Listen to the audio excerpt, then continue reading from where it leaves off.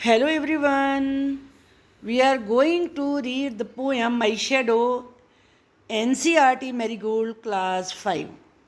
It is from Unit 3 and the name of the poem is My Shadow. Shadow का meaning क्या होता है? परछाई.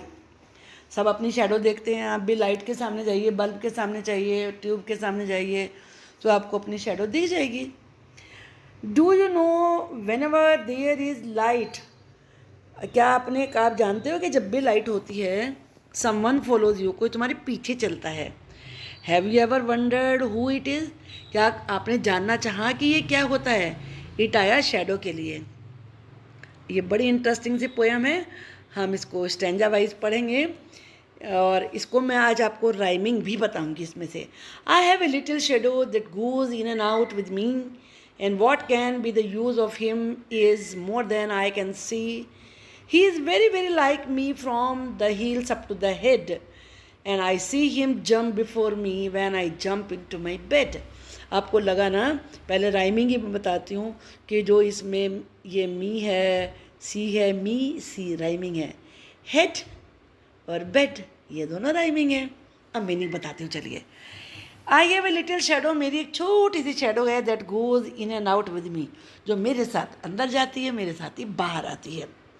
And what can be the use of him, इस पूरे poem में शैडो के लिए ही और हिम का यूज़ हुआ है.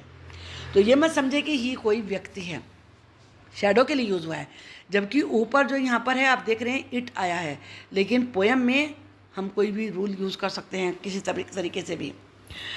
What can be the use of him is more than I can see, उसका क्या यूज़ हो सकता है मेरी शैडो का.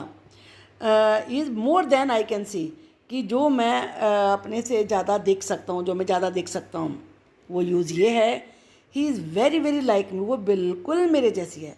फ्रॉम द हील्स, एडी से लेकर हेड तक, सिर तक. And I see him jump before me when I jump into my bed, जैसे मैं अपने बेड पे जंप करने के लिए जाता हूँ वो मेरे से पहले ही जंप कर जाती है. आप देख रहे हो ना, ये अभी स्टेप रख ही रही है कि शैडो पहले ही बन गई है, तो इसलिए कह रही कितनी फास्ट है, एकदम से शैडो बन जाती है. Next stanza. The funniest thing about him is the way he likes to grow, not at all like proper children which is always very slow, for he sometimes shoots up taller like an India rubber ball and he sometimes gets so little that there's none of him at all. पहले rhyming words ही बताती हूँ मैं आपको. आप देख रहे हो ग्रो, स्लो, सेम, और ball, all these are rhyming words. The funniest thing about him, उसके बारे में, हिम फिर शैडो के लिए आया. शैडो के बारे में सबसे मज़ेदार बात यह है the way he likes to grow, कि जिस तरीके से वो ग्रो होती है, बड़ी होती है. Not at all like proper children, जैसे बच्चे प्रॉपरली ठीक से ग्रो होते हैं वैसे नहीं बिल्कुल भी. विच इज़ ऑलवेज वेरी स्लो, जो कि बहुत ही स्लो होता है, क्योंकि चिल्ड्रन बहुत धीरे धीरे ग्रो करते हैं. For he sometimes shoots up taller like N rubber India rubber ball, लेकिन वो तो कभी कभी, समटाइम्स का मतलब है कभी कभी, शूट्स अप का मतलब है ग्रोज बिगर सडनली, अचानक से एकदम बड़ी हो जाती है, जैसे कि इंडिया रबर बॉल बाउंस करती है. इंडिया रबर बॉल यानी कि इंडिया की बॉल जो बहुत ऊंचे तक उछलती है, बाउंस का मतलब उछलना. तो ऐसे ही शैडो भी एकदम से बड़ी, बहुत बड़ी हो जाती है. एंड ये समटाइम गेट सो लिटिल, कभी कभी इतनी लिटिल, इतनी स्मॉल हो जाती है that there's none of him all. None of him का मतलब नो शैडो, कि कोई शैडो दिखाई नहीं पड़ती, होती नहीं है. One morning very early before the sun I was up, I rose and found the shining dew on every buttercup, but my lazy little shadow like an errant sleepy head had stayed at home behind me and was fast asleep in bed. देखो rhyming word सबसे पहले, up, buttercup, okay, sleepy head, bed, these are rhyming words. One morning, एक सुबह, very early before the sun I was up, बहुत जल्दी, सन भी नहीं अभी राइज हुआ था, मैं उठ गया. आई रोज, मैं उठा, and found the shining due, due कहते हैं ओस कण को, शाइनिंग चमकते हुए, on every butter cup, butter cup yellow flower होता है, येलो फ्लावर के ऊपर, हर एक येलो फ्लावर के ऊपर मैंने चमकती हुई ड्यू ड्रॉप्स देखी. But my lazy little shadow, लेकिन मेरी वो आलसी छोटी सी shadow, like an errant sleepy head, errant bed, sleepy head जिसे बहुत ज़्यादा नींद आ रही हो, जो ध्यान भी ना दे रहा हो, इनअटेंटिव, ऐसी हेड की तरह से जो बिल्कुल ध्यान नहीं दे रहा। हैड स्टेड एट होम, वो तो घर में ही रह गई थी मेरे पीछे। And was fast asleep in bed, और बेड में सोई हुई पड़ी हुई थी। तो इसलिए आइनिस का क्यों कहा पोइट ने ऐसा इसलिए कहा क्योंकि वह सनराइज से पहले उठा था, और शेडो बनने के लिए एक सोर्स ऑफ लाइट चाहिए। अगर सन होगा या कोई भी सोर्स ऑफ लाइट होगा तब ही शेडो का फॉर्मेशन होगा। ओके, अगर लाइट नहीं है तो शेडो भी नहीं बनेगी। ये पोएम लिखी है रॉबर्ट लुइस स्टीवेंसन ने। Now new words, India rubber ball, a ball that can bounce very high, जो बहुत ऊंचे उछलती है। Buttercup, a yellow flower. Errant, bad, बहुत ही खराब। Errant, sleepy head, completely inattentive, जो बिल्कुल भी ध्यान ना दे। Now we will see the question answer.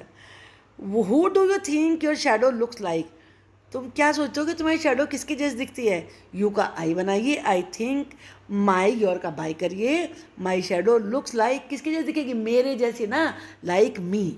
मैंने आंसर यहाँ पर राइट भी कर दिया है, you can look it here. Now second question, who do you think your shadow jumps into bed before you can, तुम ऐसे क्यों सोचते हो कि तुम्हारी शेडो तुम्हारे से पहले ही बेड में जंप कर जाती है? क्योंकि जैसे ही आप बेड के नज़दीक होते हो, when I am close to my bed, close का मतलब है नज़दीक, जैसे ही मैं बेड के नज़दीक होता हूँ, my shadow falls on the bed before I can go into it, तो मेरे जाने से पहले ही मेरी शेडो बेड में चली जाती है। आप ऐसे भी लिख सकते हैं, नहीं तो यहाँ से रख दीजिए, my shadow jumps into bed before I can. Now, what time of the day do you think it is when your shadow is the tallest? Shadow किस समय टॉलेस्ट होती है? मॉर्निंग में और इवनिंग में, क्योंकि सन की जो वो आती है लाइट, वो स्लांटिंग होती है, तो वो सबसे बिगेस्ट होती है। यहाँ इवनिंग तो नहीं है, मॉर्निंग है, तो morning is at the morning time it is the biggest, tallest.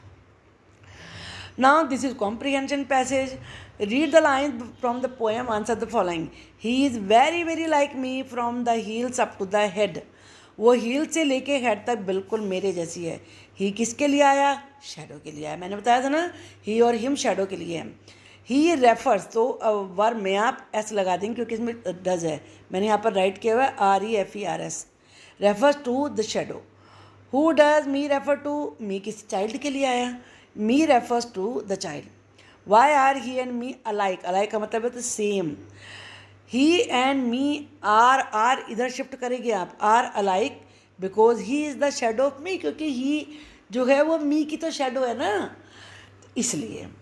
Now see these questions. What would you do? तुम क्या करोगे? If, अगर if का मीनिंग क्या होता है?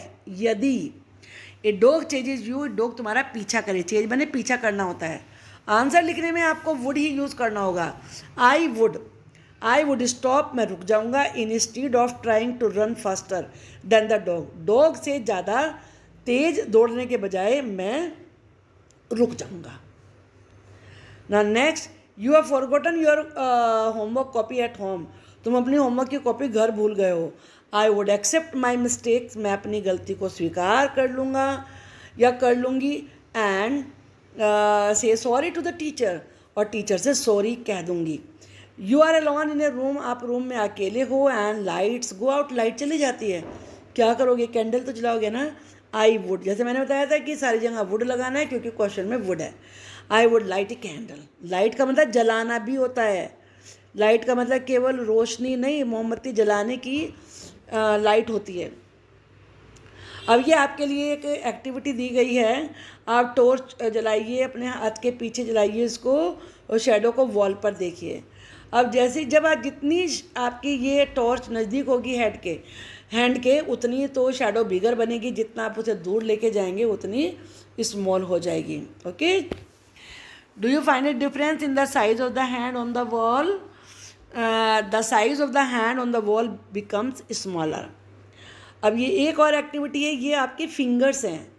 थंब होता है सबसे पहले, उसके पास वाली जो फिंगर होती है वो ऊपर से देखिए, थंब के पास वाली फोर कहलाती है, फोर फिंगर। उसके अगले वाली मिडिल फिंगर कहलाती है। उसके बाद वाली इसमें रिंग पहनते हैं, रिंग फिंगर कहलाती है। और जो सबसे लास्ट में होती है वो स्मॉल फिंगर कहलाती है। अब यहाँ पर इन्होंने कुछ एक्टिविटी दी हैं, आपको बताना है कि आप कौन सी फिंगर से कौन सा काम करेंगे। मैंने वैसे राइट तो किया है, लेकिन आप खुद करके देखिए। Point at a door, door की तरफ इशारा करो उंगली से। कौन सी से करोगे? फोर फिंगर से। बाउंस ए बॉल, बॉल को बाउंस करो। तो कैसे बाउंस करोगे? आप अपने थंब से और फोर फिंगर से उसको पकड़ोगे। स्क्रैच योर चिन, चिन को स्क्रैच करो जरा कि तो स्क्रैच किससे करोगे? आप अपने आप अपने फोर फिंगर से स्क्रैच करोगे। फिर ट्विस्ट योर ईयर, ईयर को ट्विस्ट को थंब चाहिए फिर तो थंब और फोर फिंगर्स भी। कॉम योर हेयर, मैंने यहाँ पे TH लिख दिया है थंब के लिए और फोर फिंगर के लिए FF। तो थंब और फोर फिंगर से कॉम को, क्योंकि तभी तो उसको होल्ड करोगे ना। Draw with A pencil, pencil से ड्रॉ करो। तो उसमें थंब भी चाहिए, फोर फिंगर भी चाहिए और साथ में मिडिल फिंगर भी चाहिए, क्योंकि आप जब भी पेन पकड़ते हो, पेंसिल पकड़ते हो तो दो फिंगर होती हैं और थंब होता है। इसके बाद है टच ए फ्लावर, फ्लावर को टच करो, वो तो फोर फिंगर से ही कर लोगे। अब इसके बाद नेक्स्ट, ये बड़ी इंपॉर्टेंट एक्सरसाइज है। यहाँ ये कनेक्टर कहलाते हैं, इनको रिलेटिव प्रोनाउन भी कहते हैं। तो इनके मीनिंग मैंने यहाँ पे राइट कर दिया, उनको ध्यान से देखिए। वे इज द चाइल्ड, वो बच्चा कहाँ है? जिसके पेरेंट, जिसके की हमेशा होती है हुज। आई सो मैनी, यहाँ पे इसको हमें जिसके पेरेंट्स, तो जिसका जिसके के लिए यूज़ होता है। तो इसको मैं यहाँ पर दोबारा से राइट करती हूँ, जिसका या फिर जिसके, जिसके, बल्कि इसको हम उसके लिए भी यही यूज़ करेंगे अगर जिसकी लिखा है। Whose parents have come to school. I saw many houses, मैंने बहुत सारे घर देखे। जो की होती है which were quite spacious, spacious का मतलब बिग, जिनमें स्पेस ज़्यादा था। मैथमेटिक्स, जो बेजानदार चीज़ों के लिए जो की हमेशा विच होती है। Which is my favourite subject, is so interesting, वो इतना इंटरेस्टिंग है। The poem that you read out, that भी लगा सकते हैं, विच भी लगा सकते हैं, कोई दोनों में से गलत नहीं है। The poem that you read out, जो तुमने पढ़ी थी, इज सो लवली, इतनी सुंदर है। आई नो द स्ट्रीट, जिसमें वो रहता है, which he lives on. I am reading book, मैं बुक्स मुझे बुक्स पढ़ना अच्छा लगता है। Which have pictures in it, जिनमें पिक्चर्स होती हैं। मैंने जैसे बताया ना, जब विच और दैट है, दोनों में से कोई भी आप यूज़ करेंगे तो दोनों करेक्ट होते हैं, क्योंकि जितनी भी नॉन लिविंग थिंग्स हैं उन सब, जो बस ह्यूमन बींग्स के लिए नहीं आते हैं, ये व्यक्तियों को छोड़ के और सब चीज़ों के लिए विच और दैट ही आता है। द ओल्ड लेडी, जिसको मैं मिला था, जिससे मैं मिला था, जिससे की होती है होम, WHOM को होम पढ़ते हैं। आई मैट इन योर हाउस, मैं तुम्हारे घर में मिला था। इज़ माई नेबर, वो मेरी नेबर है।